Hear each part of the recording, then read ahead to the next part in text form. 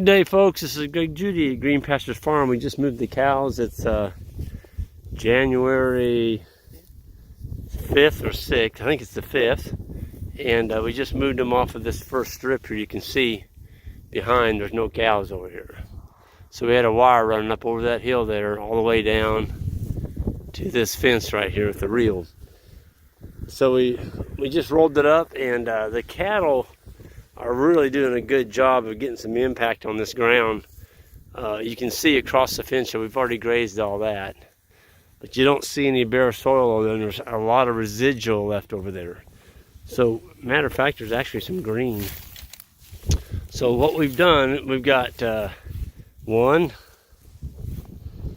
2, there's another paddock on this side of that fence, so that's 2. And then we got a third one on this side of that middle feeder, that's 3. We haven't grazed that one yet. When we get done, there's 4 paddocks up here, and each one of them are about, I don't know, 6 acres, something like that. And so they're getting about, I don't know, close to 3 acres tonight. But what we've done is I've opened up the gates to these other 2 paddocks that we've already grazed. So when we get done in the morning, those cows, we're not going to move them. We're going to make them go back and clean up that over there and that down there. There's still some pretty good grass in that. This is the last time we're going to go across it. So, you know, we're saving about $250 a day on hay, that we don't have to feed hay to this mob of cows. And so we're not coming back. We're going to get it. We're going to get what they'll eat, and we're going to push them just a little bit. And the reason I can tell you we can push them without hurting animal performance is I still see green down in there. That's what they've already grazed. Now, if we put a little pressure on them, they'll go back and eat that, and it's a whole lot better than feeding them a hay bale. It's a whole lot more economical, too. I just can't believe how these cows, here we are January 5th, and the condition on them. I mean, they're just plain gobby fat. And this is on Kentucky 31 fescue. Went by the neighbors a while ago, and everybody's feeding hay. And it's pretty rewarding to go out here and move a wire and let your animals feed themselves. You don't have to unroll a hay bale. The clover is really going to be good this coming year. We're starting. I mean, you can see it. It's still there. I'm telling you what, it's already sprouted. When spring gets here, it's just going to explode up out of the ground. And it's hard to walk out here where we were at and not see an animal hoof.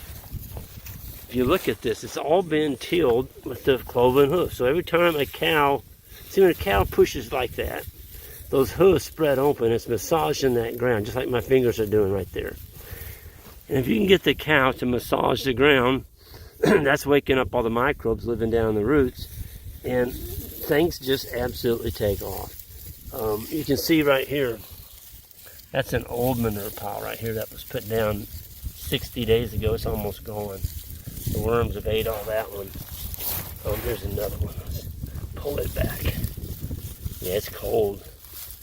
It froze last night, and so the worms, it slowed them down a little bit. Worms can't take freezing. They're going to go down and protect themselves, but look at that.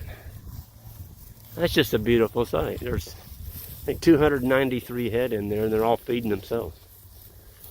We didn't have to unroll a bale of hay.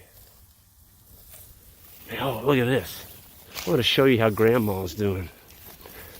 We've only got one cow named, and this is Grandma. Look at that. She's 19 years old. She's had 17 calves without missing. Look at the body condition on that cow.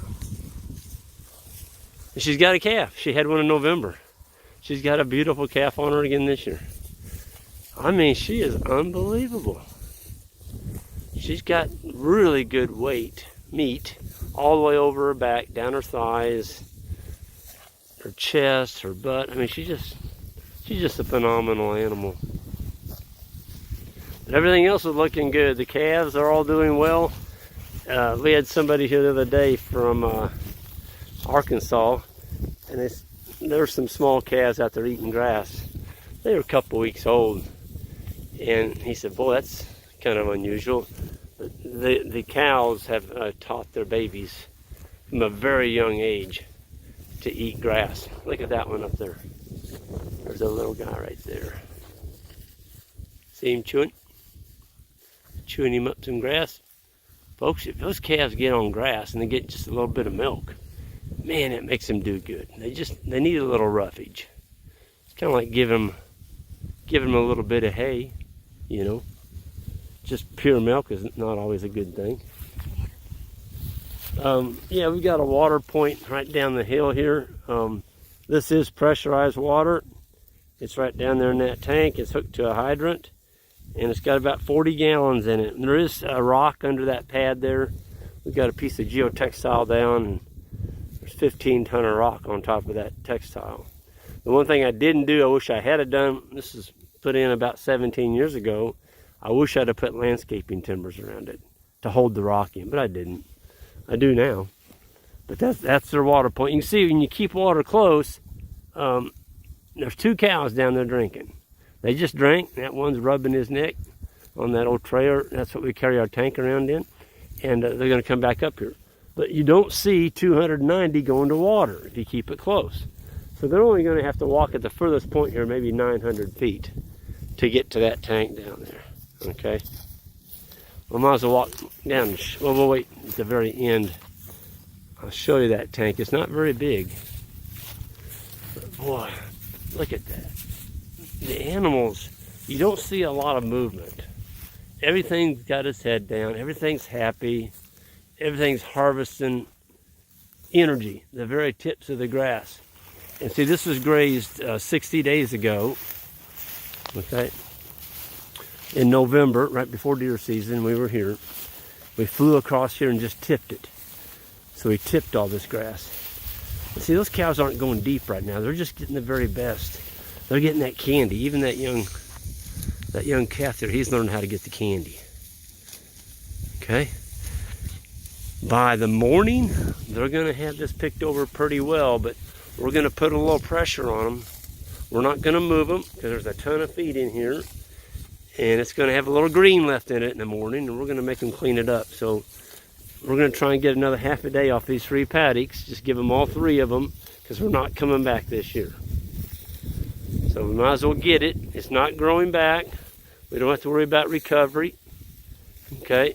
And we're going to leave plenty of residual because there is a ton of forage here. We're not going to make it look like a parking lot.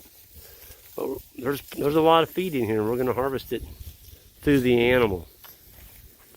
The wind's picking up. I think I'm going to end this before I get a lot of slack in the video, but or wind noise. I think I've already got some of that. If I did, I apologize, but it's kind of blowing out here. It's a beautiful evening in January, and the cows are feeding, and everyone have a great evening.